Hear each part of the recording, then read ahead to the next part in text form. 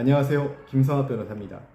저는 대한변호사협회 공식 인증 제주 형사전문 변호사이자 제주지방법원 재판부별 국선변호사, 제주지방법원 논스톱 국선변호사를 역임하면서 수많은 형사사건의 변론을 성공적으로 수행해왔으며 현재 다수의 형사사건을 수임하여 변론하고 있습니다.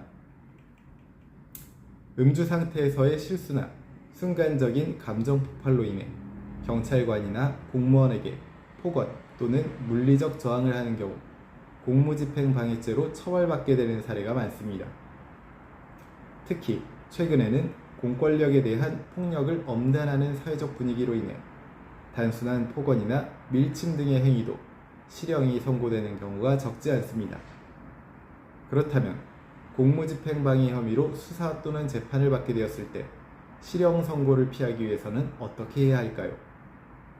오늘은 공무집행방해 변호사의 시각에서 실형을 피하기 위한 핵심 대응 전략을 설명드리겠습니다. 공무집행방해죄는 형법 제136조 제1항에 규정되어 있습니다. 직무를 집행하는 공무원에 대해서 폭행 또는 협박을 가한 자는 5년 이하의 징역 또는 1,000만 원 이하의 벌금에 처한다고 규정하고 있습니다. 즉, 경찰관, 소방관, 시청공무원 등 공무를 수행 중인 사람에게 폭행이나 협박을 한 경우 성립하는 범죄입니다. 단순히 신체적 폭력뿐만 아니라 언어적 협박이나 물건을 던지는 행위도 공무집행방해로 인정될 수 있습니다. 공무집행방해죄는 공권력의 안정적 행사를 보호하기 위한 범죄이기 때문에 법원은 일반 폭행보다 훨씬 엄격하게 처벌하는 경향이 있습니다. 특히 다음과 같은 경우에는 실형 선고 가능성이 높아집니다.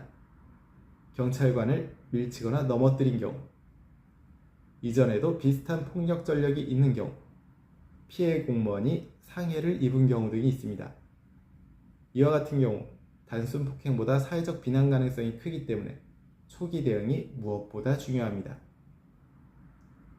공무집행방해죄로 실형을 피하기 위한 핵심 대응 전략으로 첫 번째는 초기에 사실관계를 명확히 정리해야 합니다.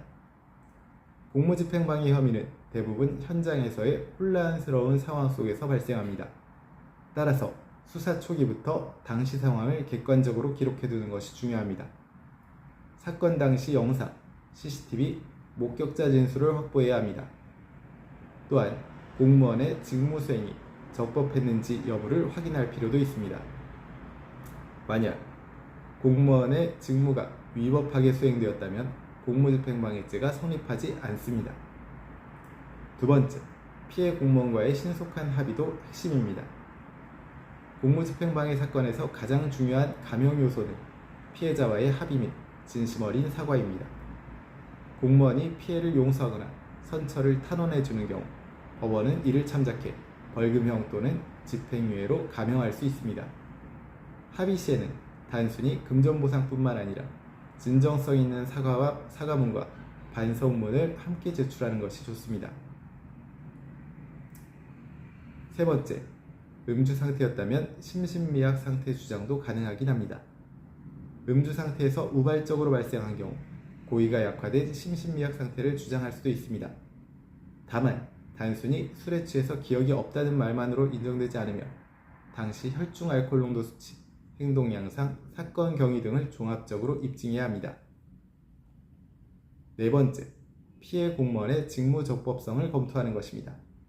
모든 공무집행이 다 적법한 것은 아닙니다. 만약 경찰관이 정당한 이유 없이 폭력을 행사하거나 불법 체포를 했다면 그에 대한 저항은 정당방위나 위법성 조각 사유가 될 수 있습니다.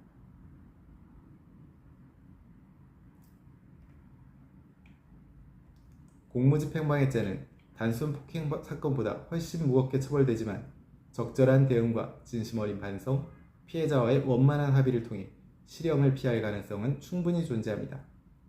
현재 공무집행방해 혐의로 수사나 재판을 받고 계시다면 언제든지 제주 형사전문 변호사 김성학 법률사무소를 찾아주시면 신속, 정확한 해법을 제시해드리겠습니다.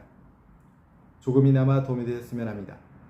감히 최고라고 자부할 수는 없지만 여러분의 권리를 지키고 항상 최선의 결과로 만족을 드리는 제주 형사전문 김성학 변호사입니다.